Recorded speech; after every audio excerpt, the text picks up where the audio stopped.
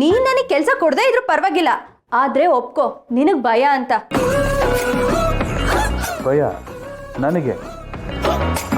ಅದು ಹುಡುಗಿರ ನೋಡಿ, ಅದರಲ್ಲೂ ನಿನ್ನಂತ ಹುಡುಗಿನ ನೋಡಿ ಚಾನ್ಸೇ. ಏನು ಗೊತ್ತಾ ನಾನು ಹುಡುಗಿರಂದ್ರೆ ಆಗಲ್ಲ ಅನ್ನೋದು?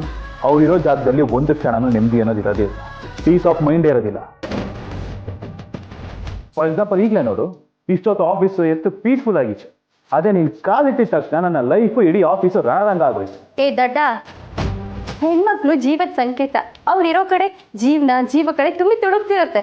ಅದೆಲ್ಲ ನಿಂಗೆಲ್ಲ ಅರ್ಥ ಆಗ್ಬೇಕು. ತೊಳೆ ಅಲ್ಲ, ಕೊಳೆ ತುಂಬಿ ತುಳುಕ್ತಾ ಇರತ್ತೆ.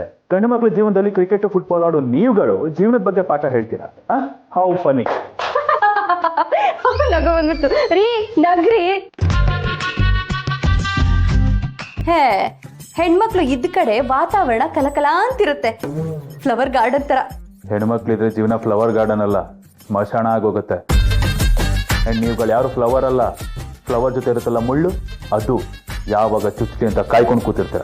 ಹೆಣ್ಮಕ್ಳು ಸಕ್ಸಸ್ನ ಸಹಿಸ್ಕೊಳಕ್ ಆಗದೆ ಇರೋ ಗಂಡಸ್ರು ಅವ್ರ ಬಗ್ಗೆ ಕೆಟ್ಟದಾಗ ಮಾತಾಡಿ ಅವ್ರ ಬಾಯಿ ಮುಚ್ಚಿಸ್ಬಿಡ್ತೀರಾ. ನನಗೆ ಅವಮಾನ ಮಾಡಿದೆ ಅಲ್ಲ. ನನ್ನ ಕಾರಲ್ಲೇ ನಮ್ಮ ಕಂಪ್ನಿಲಿ ನಡಿಬೇಕಾಗಿದ್ದು ಮದುವೆ ಗಂಡನ ಓಡಿಸ್ಕೊಂಡೋಗಿ ಇನ್ನೊಬ್ಬಳ ಜೊತೆ ಮದುವೆ ಮಾಡಿಸ್ದೆ ಅಲ್ಲ. ನಮ್ಮತ್ತೆ ಮರ್ಯಾದೆ ಕಳೆದೆ, ಮೇಡಿನವೇ ನಮ್ಮಮ್ಮನ ಕನಸು, ಅದಕ್ಕೂ ಮಸಿ ಬೆಳೆದೆ. ಇಲ್ಲ, ನಿನಗೆ ಪಾಠ ಕಲಿಸ್ತೀನಿ. ಇಲ್ಲಿ ಕೆಲಸ ಕೊಟ್ಟು ನಾನು ಎದುರುಗಡೆ ನಿನ್ನ ಇರಿಸ್ಕೊಂಡೇ ಪಾಠ ಕಲಿಸ್ತೀನಿ. What did you mean? ನನ್ನ ಆಫೀಸಲ್ಲಿ ನಿನಗೆ ಕೆಲಸ ಕೊಟ್ಟರೆ ನೀನು ನಮ್ಗಳಿಗಿಂತ ಚೆನ್ನಾಗಿ ಕೆಲಸ ಮಾಡಿ ತೋರಿಸ್ತೀನಿ ಅಂತನಾ? ಸೊ ನಿನ್ನ ಹತ್ರ ಅಷ್ಟು ದೊಡ್ಡ ಗ್ರೇಟ್ ಟ್ಯಾಲೆಂಟ್ ಇದೆ ಅಂತನಾ? ಸರಿ ಆಯ್ತು. ನನ್ನ ಇಡೀ ಜೀವನದಲ್ಲಿ ಇಷ್ಟು ವರ್ಷದಲ್ಲಿ ಯಾವತ್ತೂ ಬ್ರೇಕ್ ಮಾಡದಿರೋ ರೂಲ್ಸನ್ನು ಇವತ್ತು ಬ್ರೇಕ್ ಮಾಡಿ ನಿನಗೆ ಕೆಲಸ ಕೊಡ್ತೀನಿ. Thank you.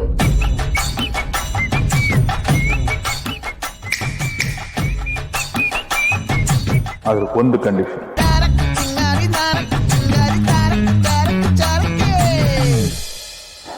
ನಿನ್ನ ಕಡೆಯಿಂದ ಒಂದು ಚಿಕ್ಕ ಮಿಸ್ಟೇಕ್ ಆದ್ರೂ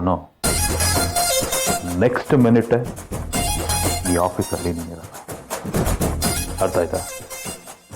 ಅಪ್ಪಿ ತಪ್ಪಿನೂ ತಪ್ಪು ಮಾಡದೇ ಇರೋ ಈ ಶುಭ ಒಂದ್ ವೇಳೆ ಆಗೋ ತಪ್ಪನ್ನು ತಡಿತಾಳೆ ಹೊರತು ಅವಳು ತಪ್ಪು ಮಾಡಲ್ಲ. ಹಾಗೂ ಒಂದ್ ವೇಳೆ ನನ್ನಿಂದ ಏನಾದ್ರೂ ತಪ್ಪಾದ್ರೆ ನೀನೇ ಕುತ್ಕೆ ಹಿಡಿದು ನನ್ನ ಆಚೆ ತಳು. ನೋಡೋಣ, ಹೆಣ್ಣು ಗ್ರೇಟಾ ಅಥವಾ ಹೆಣ್ಣಿಂದ ದೂರ ಇರೋ ಈ ಗಂಡು ಗ್ರೇಟಾ ಅಂತ. ಚಾಲೆಂಜ್.